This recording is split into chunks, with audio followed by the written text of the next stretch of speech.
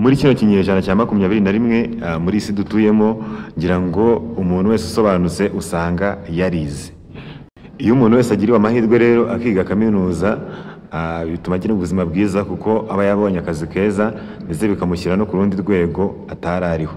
Muri iyi minsi rero kwiga ntabwo ari ibintu byoroshye cyane kuko hari benshi babigerageza bikabananira, cyane cyane nk'abantu biga muri kaminuza amasomo bakayatsindwa, kandi gutsindwa isomo biga muri kaminuza ngira ngo murabizi yuko biba ari ukwishyura, bityo bikababera imbogamizi yuko badakomeje kwiga.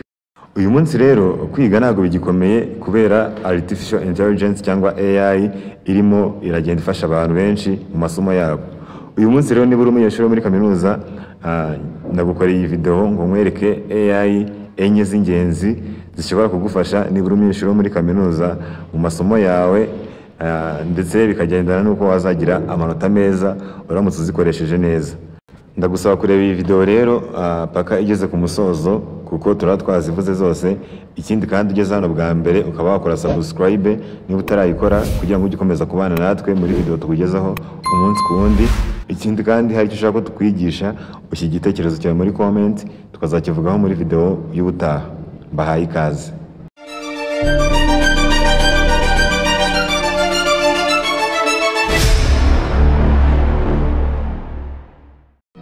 Natinze rero ku mwanya wa mbere turasanga ChatGPT. Iyi AI ndakeka umunyeshuri wese yiga muri kaminuza arayizi kandi yayikoreshejeho. Kabisa iyi ni AI iri gufasha abanyeshuri cyane muri kaminuza bitewe nuko isubiza ibibazo byose wayibajije. Iyo ifunguye ukaba wakwandikamo ikibazo runaka, ikwereka igisubizo cyacyo mu nzira zisobanutse kandi zimeze neza. Ikindi cyiza cyayo, iyo hari nk'isomo wize ryabura gukomereye cyane ukaba utarisobanukiwe, ushobora kwandikamo nyine iryo somo ukayisaba yuko yayigusobanurira nk'aho iri gusobanurira umwana w'imyaka 10.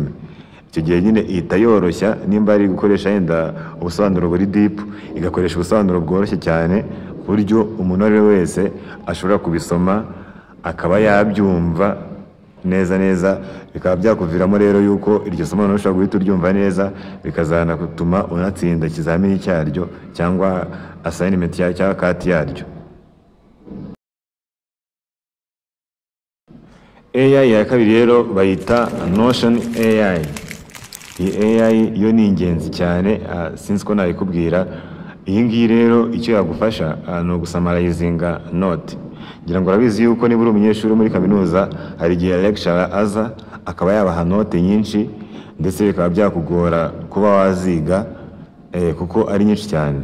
Akaguha nka slide nka 500 cyangwa nk'igitabo gifite nka page nk'ijana, kandi uruzi yuko harimo amagambo menshi, nyine birumvikana yuko ubutakiga ngo kirangize.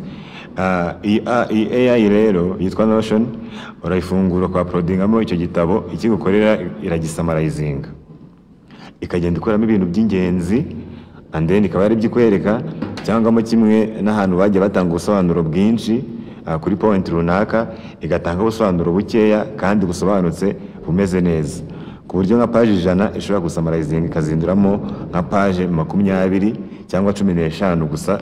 Ibyo ngibyo bikaba byagufasha noneho guhita wiga iryo somo bikoroheye, ukaba wanabona amanota meza kuko warigize mu buryo bworoshye. AI ya gatatu rero yagufasha nk'umunyeshuri uri muri kaminuza bayita Canva Magic Studio.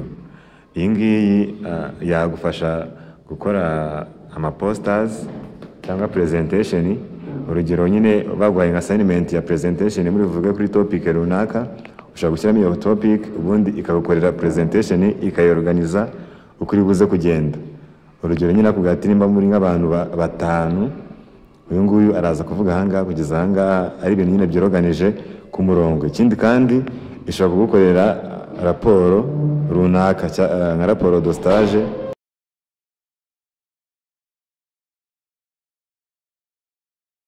kwa kundi uba warakoze stage ahantu uri bukenere gukora raporo ikubiyemo nyine incamake z'ibyo wakoze, ibyo wahagiriye, ushobora kuyiha nka summary, ubundi nyine ikagukorera nka raporo ya page runaka nyine bitewe n'ibyo yayitegetse. Urumva yuko nayo ni nziza cyane nyine kabisa, iyi nayo yagufasha. AI ya kane rero ino ya nyuma tugiye kuvugaho bayita Slides AI. iyi ngiyi ucyumvamo slide urumva yuko iyo ihindura text muri slide. Urumva ari igihe ufite nk'igitabo ari kinini cyane nyine gifite page nyinshi ukabona nyine biteye gute kuba wagisoma bikaba byakuboringa. Ariko iyi ngiyi slides AI ushyiramo icyo gitabo cyawe gihinduramo slides zira za PowerPoint nyine ku buryo wanagipresenta nyine ari nka slides. Ibi ngibi rero nabyo urumva yuko byakorohera. Izi AI rero nizo z'ingenzi nari nakugejeje uyu munsi. Ubutaha nabwo nzakora part 2 nkubwira n'izindi AI zagufasha kuko hari nk'iyindi AI ihindura text muri speech. Urugero rwa brotingamo nk'igitabo ubundi AI ikakigusomera wowe ukumva gusa nyine cyari igitabo yari text ariko nyine bigahita binduramo nyine audio. Igitabo cyane noneho ukacyumva. Cyasabwa rero kora subscribe kugira ngo uzabone indi video y'ubutaha nzakora. Ikindi usharinge umunyeshuri wese muziranye muri kaminuza kugira ngo nawe abashe kureba iyi video